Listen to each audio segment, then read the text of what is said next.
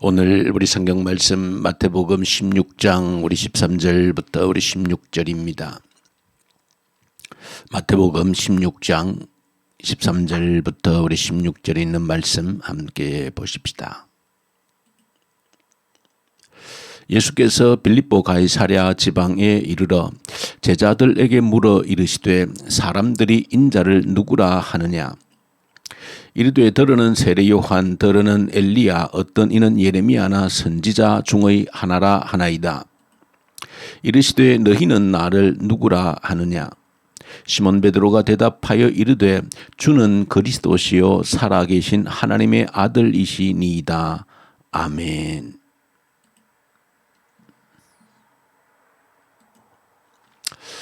오늘 우리 마태복음 16장을 함께 묵상을 합니다. 특별히 마태복음 16장은 마태복음 전체 우리 28장까지 기록이 되어져 있는데 전체 마태복음의 흐름으로 이렇게 보시면 마태복음 16장은 물론 어떤 분량적으로도 조금 중반 정도를 지나가고 있는 부분들이 있지만은 16장은 특별히 말씀의 기록의 내용상의 흐름에서 하나의 어떤 분기점처럼 여겨지는 그런 그 지점이기도 합니다. 왜냐하면 마태복음이 쭉 기록되어지는 예수님의 생애에 대해서 쭉 기록되어지는 내용들을 보시면 물론 예수님의 그 생애 어린 시절 출생의 내용들은 1, 2장에 간략히 기록되어져 있고 예수님의 그 공생의 사역들이 이제 기록되어져 있는데 그 공생의 사역을 이렇게 전체로 보실 때에 26장은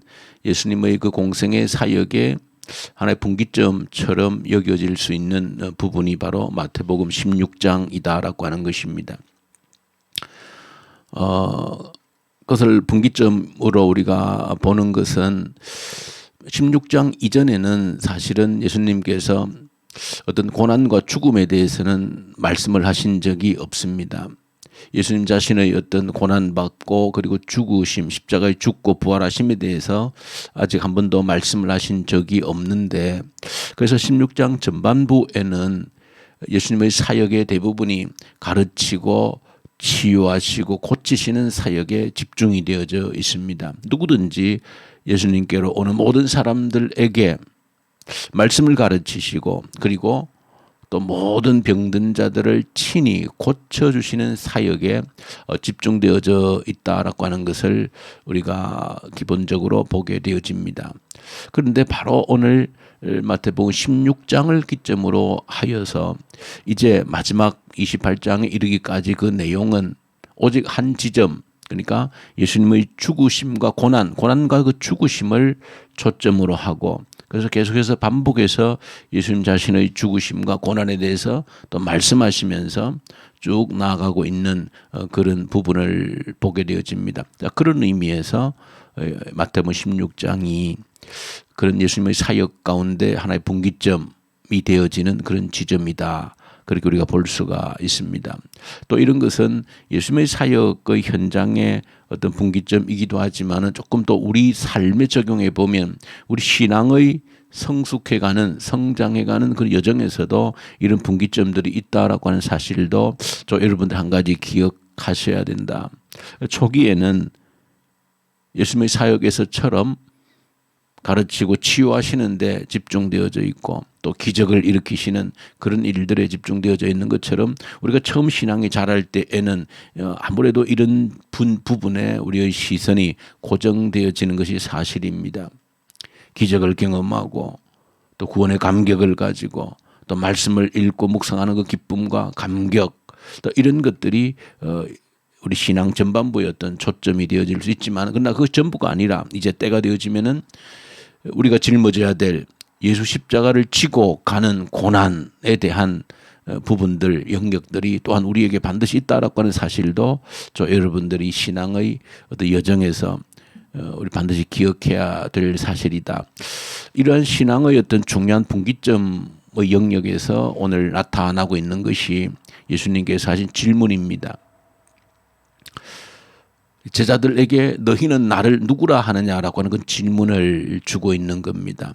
이 질문을 이런 어떤 분기점의 딱 중간에서 이 질문을 던지시는 것은 바로 너희들이 내가 누군지에 대한 분명한 고백이 없이는 이후에 이 고난이라고 하는 것을 주님의 십자가를 지고 주님을 따른다라고 하는 것이 결코 쉽지 않은 일임을 가르쳐 주고자 합니다라는 사실입니다.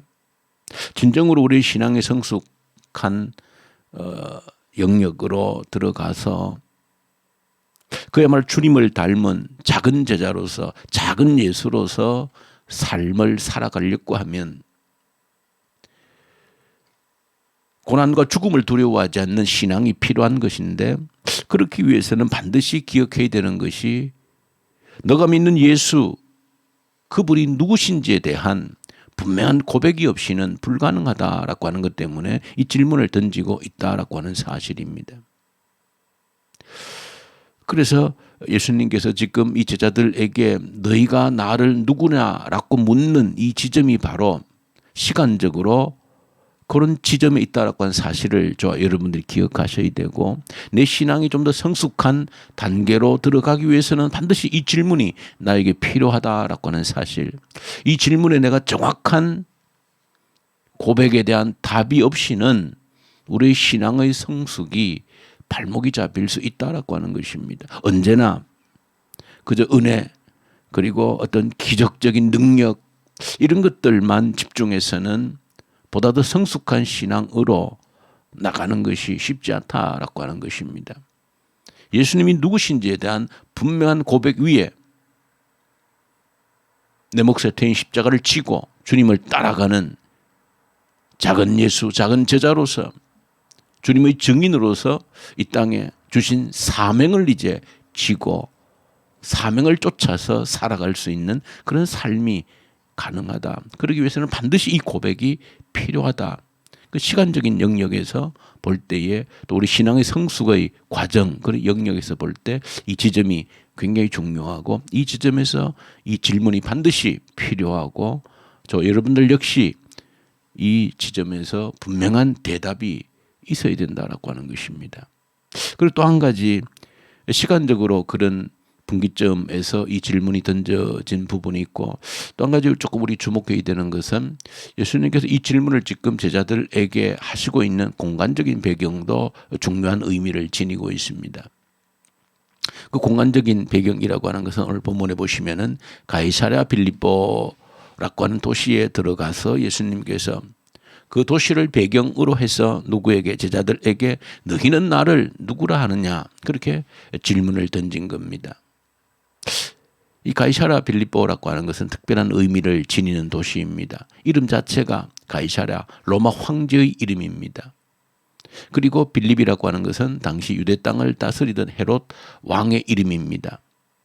그러니까 이 가이사랴 빌립보 자체가 로마 황제 가이사의 이름을 따서 가이사랴 빌립보, 빌립은 그 헤롯 왕의 이름을 따서 가이사랴 빌립보가 되어졌는데 적어도 당시에 어떤 도시에 로마 황제의 이름을 붙이려고 하면 그냥 아무 도시에나 로마 황제의 이름을 붙여서 할 수는 없고 몇 가지 규정이 있는 겁니다.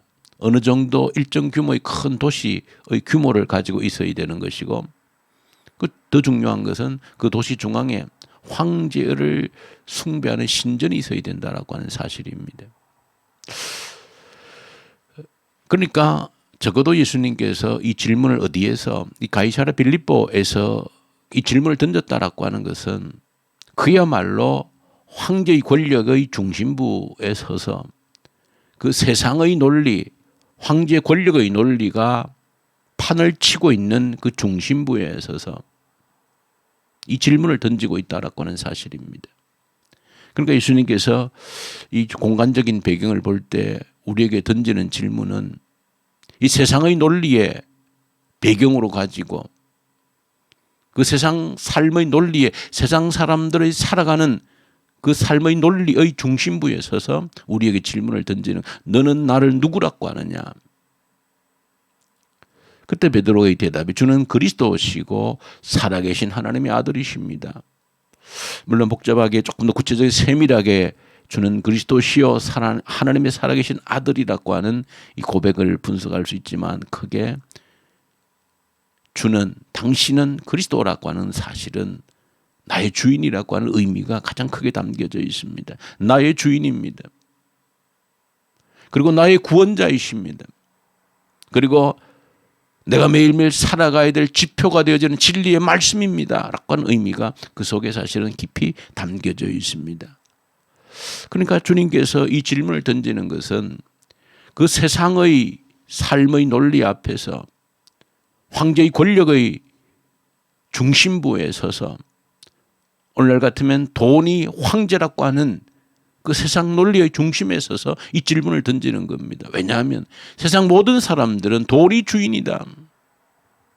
돈이 나의 구원자이다. 라고 하며 살아가는 그 세상을 배경으로 질문을 던지는 것. 너도 돈이 주인이냐? 돈이 너의 왕이냐? 돈이 너의 구원자이냐? 아니면 내가 너의 주인이고 내가 너의 구원자이냐? 이 선택을 하라고 하는 질문이 바로 내가 누구냐라고 하는 질문을 예수님께서 던지신 겁니다. 여러분들이 이제 우리의 신앙에 한 단계 업그레이드 되어지는 한 단계 성숙한 단계로 들어가는 이제 내가 주님 십자가를 지고 주님의 작은 제자, 작은 예수로서 사명을 감당하는 그런 사람으로 세워지기 위해서는 당당한 세상의 사람들이 살아가는 논리 앞에서 나의 주인은 돈이 아니고 권력도 아니고 나의 주인은 우리 주 내가 믿는 예수 그리스도가 나의 주인이시고 나의 구원자이심을 내 매일매일의 삶을 인도해간 진리의 빛 되시는 말씀이심을 고백하는 이 분명한 고백이 없이는 불가능하다라고 하는 것을 예수님께서 가르치고 있는 내용입니다. 여러분들이 이 고백의 답을 내가 할 수 있어야 되는 겁니다. 이 세상 앞에 서서 어떤 세상 뉴스를 보더라도 돈이면 다 된다라고 하는 이 세상의 논리 앞에 서서 아닙니다. 주님이 나의 주인입니다. 돈이 나의 인생의 주인이 아닙니다. 이 고백을 정확히 하지 않고서는 결코 우리의 신앙이 성숙한 단계로 갈 수 없다. 주님 지신 십자가를 지고 주님을 따라갈 수 없다라고 하는 사실을 여러분들 이 새벽에 기억하고 너는 나를 누구냐라고 하는 이 질문에 정확하게 주는 그리스도십니다. 나의 주인이십니다. 나의 구원자이십니다. 나를 인도할 진리의 빛 말씀이십니다. 라고 하는 정확한 고백이 있는 저와 여러분들 될 수 있기를 간절히 소망합니다. 우리 주님 아버지 감사합니다. 이 새벽에 또 주님이 던지시는 질문 앞에 너는 나를 누구라 하느냐라고 하는 주님의 질문 앞에 조금도 망설임 없이 대답할 수 있는 나의 구원자이시오, 나의 주인이시오, 나의 진리의 빛 되신 말씀이십니다 라고 하는 주저없는 대답이 나올 수 있는 저희들 되게 하시옵소서. 예수님 이름으로 기도 올려드립니다. 아멘. 하늘에 계신 우리 아버지, 아버지의 이름을 거룩하게 하시며 아버지의 나라가 오게 하시며 아버지의 뜻이 하늘에서와 같이 땅에서도 이루어지게 하소서. 오늘 우리에게 일용할 양식을 주시고 우리가 우리에게 잘못한 사람을 용서하여 준 것 같이 우리 죄를 용서하여 주시고 우리를 시험에 빠지지 않게 하시고 악에서 구하소서. 나라와 권능과 영광이 영원히 아버지의 것입니다. 아멘. 주신 말씀 가지고 간절히 기도하십시다. 이 세상 논리의 중심에 서서 이 고백이 분명해질 수 있도록 주님이 나의 주인이시여 구원자이시여 내 삶을 인도하는 진리의 빛 말씀입니다. 이 고백 흔들리지 않게 해주십시오. 이 나라가 진리 위에 굳건히 세워지게 하시고 하나님을 두려워하는 자들이 이 땅의 지도자들로 세워지게 하여 주십시오. 북한 땅을 긍휼히 여기시고 이제 저 땅을 긍휼히 여기사 자비를 베푸시고 다시 한 번 더 부흥의 계절 오게 해 주십시오. 악한 정권이 소멸되게 하십시오. 이 코로나 사태 하나님의 뜻이 있음을 믿습니다. 하나님의 뜻을 발견해내고 다가올 시대를 준비하는 징검다리 역할이 되게 하여 주십시오. 결코 우리의 믿음이 퇴보하는 그런 일이 되지 않게 해 주십시오. 간절히 주님께 기도로 올려드리십시다. 그리고 우리 교회를 위해서 기도할 때 오늘 특별히 청년대학부 우리 간절히 올려드리십시다. 우리 청년대학부 학생들 믿음의 말씀에 굳건히 뿌리를 내리는 우리 주의 청년대학생들 되게 하여 주시고 이 세상에서 마음껏 일할 수 있는 일터를 우리 청년들에게 허락하시고 하나님의 능력을 온 세상에 전할 수 있는 주의 청년들로 삼아 주십시오. 모든 시험 준비하는 청년들에게 지혜를 주시고 해외에 있는 우리 주의 청년들, 군 복무하는 주의 청년들 붙들어 주십시오. 마음껏 일할 수 있는 일터들을 청년들에게 허락하시고 때가 되면 합당한 배필들을 허락하셔서 믿음의 가정들을 꾸리게 해 주시옵소서. 간절히 우리 주의 청년들을 위해서 기도로 올려드리십시다. 그리고 우리 선교사님들, 특히 이집트, 인도, 또 우리 이집트, 또 중국, 러시아를 위해서 우리 선교사님들에게 말씀과 성령으로 충만케 하십시오. 그리고 우리 환우들 이 새벽에도 주님만 바라보는 저들을 긍휼히 여기시고 손을 얹으셔서 치유해 주십시오. 위해서 간절히 우리 주님께 기도로 올려드리십시다. 우리 함께 기도하십시다.